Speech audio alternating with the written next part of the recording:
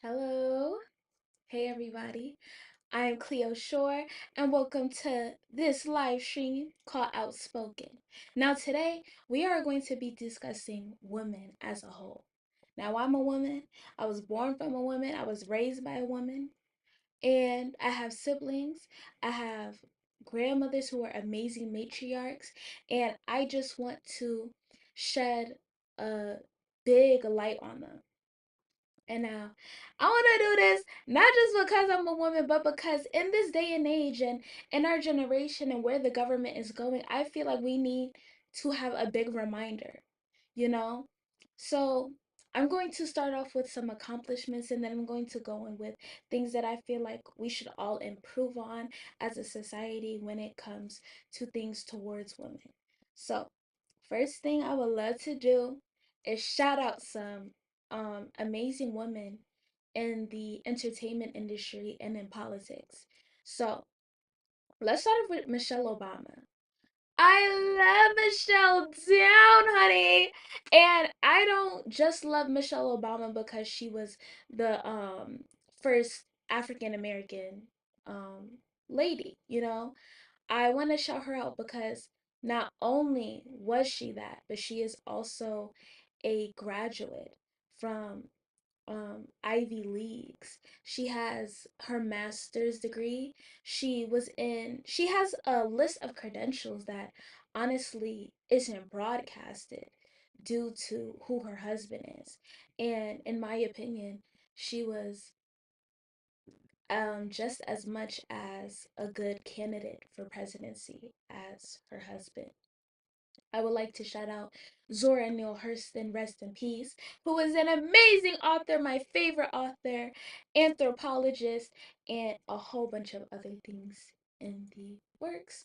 Um, what I would like to say about her is that not only did she bring an amazing contribution to literature, but her other counterparts, which were men at the time, such as Langston Hughes, W.E.B. Du Bois, um, they did not take her seriously. So much so that she never got the recognition that she deserved when she was here. For example, her book, Their Eyes Were Watching God, did not get any accolades until she had passed away. It was not considered um, a necessary read, even in our education, until she was passed on. And I would like to say that those men who made her feel inferior in the field that they shared were very wrong. And it's very disappointing. Um, and what I mean by her contributions to literature, the way she wrote for us, through us, and us as in African Americans. She took our culture, she displayed it, and she embraced it. She broadcasted it, and she didn't water it down for the um for the white audience in America. You know, she knew she was black, she knew who she was, and she told everyone else that it's okay, you know, to be black, to be you. And um another person I would like to broadcast is Angela Bassett, an amazing African American actress who has honestly put me on the map. Um and what I mean by that is she inspired me to be the creative I am, specifically in the theater industry, the acting industry. When I went to school for theater, she was one of the people who I would say I watched a lot. I tried to shadow in a way.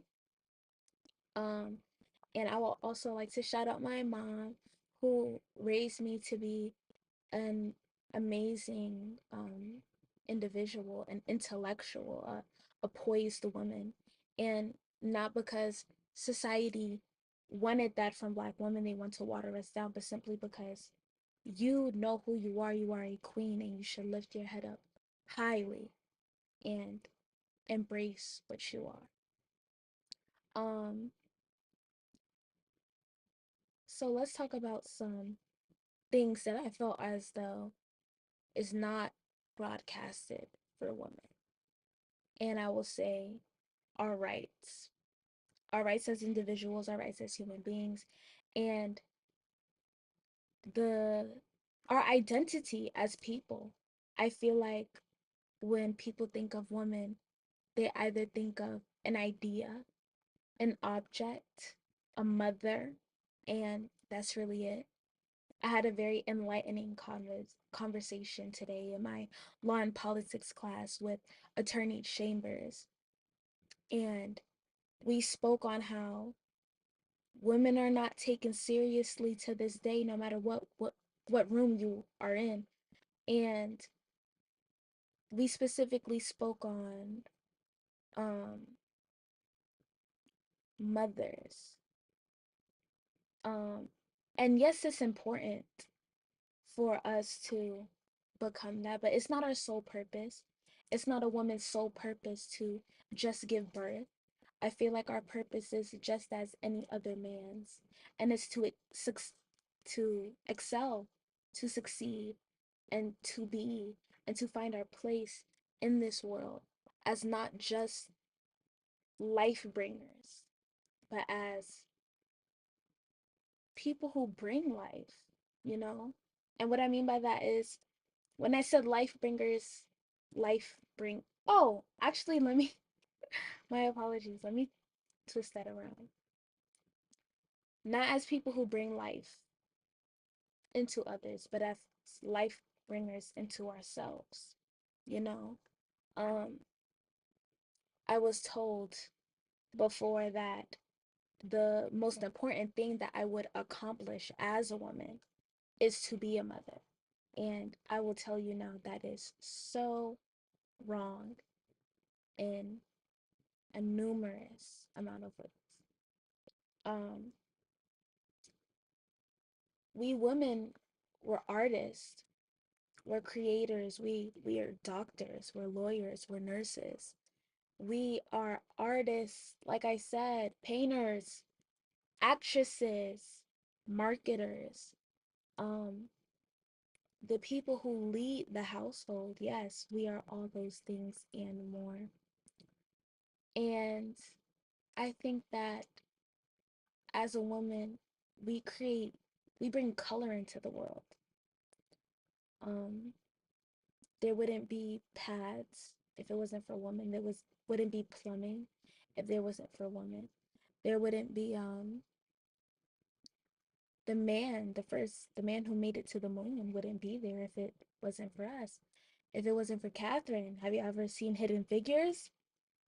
Um, there's a woman behind every man. And I think that there should be, in this day and age, it should start to be a man behind a woman. In 2026, even through all the things that I just said, we are still not taken seriously. Look at Jasmine Crockett, our congresswoman who is fighting to shed light to the Epstein files. Nobody's taking her side. Nobody's thinking of the the danger and the seriousness within this topic. And I think that if she was a man, a white man at that, would y'all listen? Would she be broadcasted more? Hell yeah, definitely. Um, when it comes to women's sports, um, Asia Wilson is now getting her accolades and her recognition, but just 3 years ago, nobody took the WNBA seriously. And as much as people say they did, and there was watchers, at the end of the day, it was terrible marketing. It was terrible promotion. And it's crazy because these people are doing just as well as their male counterparts. Therefore, it's not fair, you know? Um, I would like to say that um, on my campus, it's completely women led. Shout out to our new president and our vice president on SGA. They are both women, black, beautiful women, and they're actually related, they're cousins. And I would like to just say I am amazed, I'm astonished, and I'm most of all grateful to be a part of a campus that is women led. Our president of our school, our campus, is another black woman. Okay, okay, okay. So um, we are doing the damn thing on this campus here on the illustrious Johnson C. Smith University. But it doesn't change the fact that that's not the same for places besides this school, besides this state, you know? Um, and I would like to say that it's, I'm trying to find the words for it, my apologies, but it's completely freaked up and it's not fair. And for our school to be completely woman led and to only be ranked at number 15, it's crazy. But I digress. There are so many things, there's so many things that women have contributed that cannot be fit into a single month, that cannot be fit into a single day, into an hour.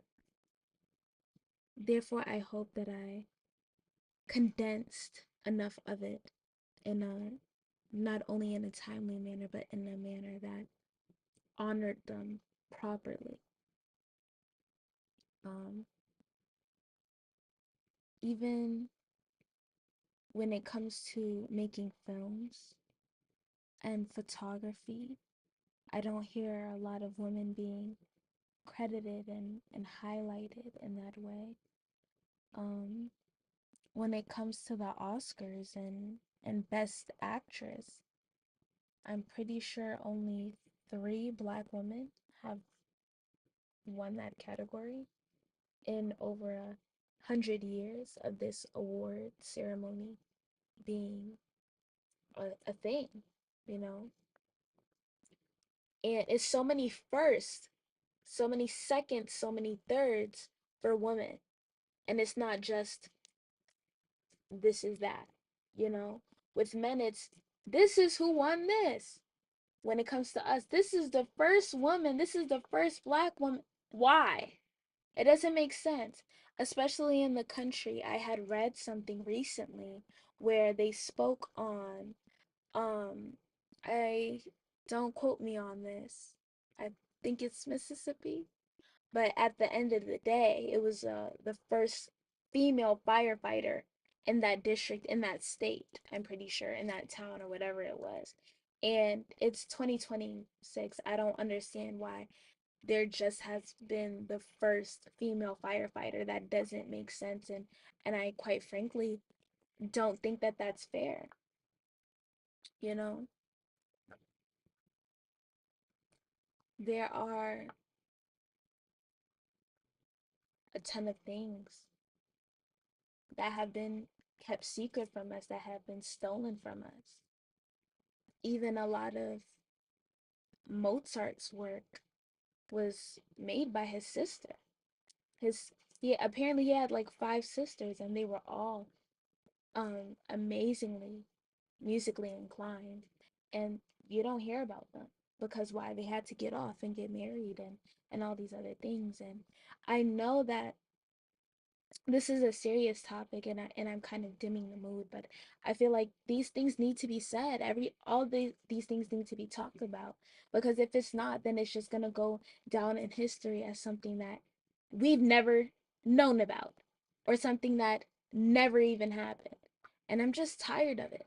I'm tired of the history being rewritten. I'm tired of not only it being rewritten, but specifically it being forgotten.